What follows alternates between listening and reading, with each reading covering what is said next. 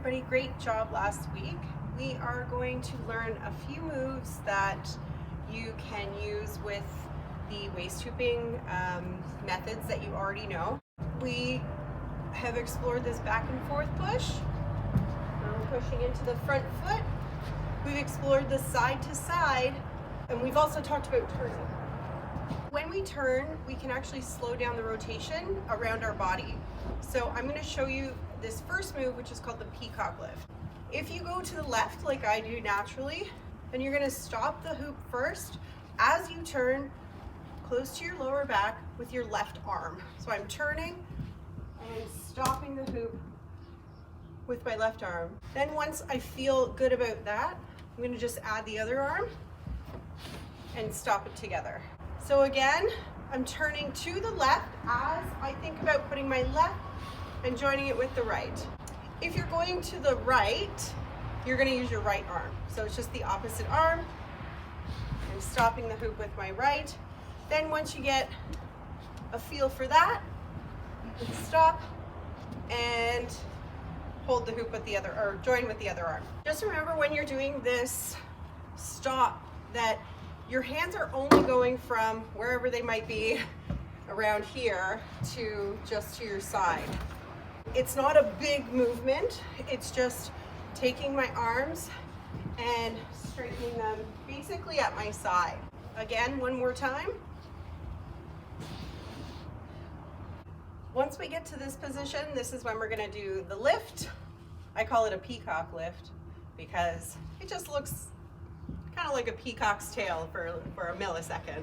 So it doesn't matter which way you go, your arms are just going to raise, like stop, and then as it starts to come across the top of your head, you're going to lower your arms down. Try not to grab on too tight to the hoop with your arms, otherwise it's going to get stuck up here.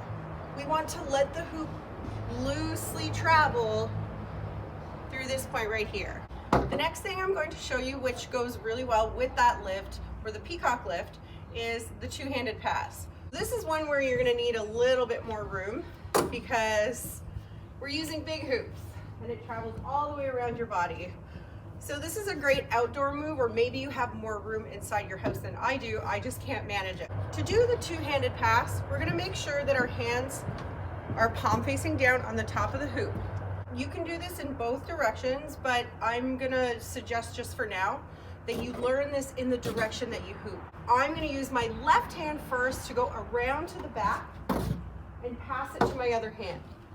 What you're gonna wanna do is you're gonna wanna do this, palm facing up, but what you're supposed to do is palm facing down. That's gonna make it a little smoother and going to make it a little safer on your wrist. If I'm here in the front and I'm going to go to the left, I'm going to meet it behind my back with my palms facing down. So my hands are just going around my body like so. If you are going to the right, you can use your right hand first, bring it back to the left hand, and so forth. Once you start to get the hang of that, you can then add a little bit of speed, and it kind of just floats around. You can also break off the side of your body and go the other direction as well. Whoops.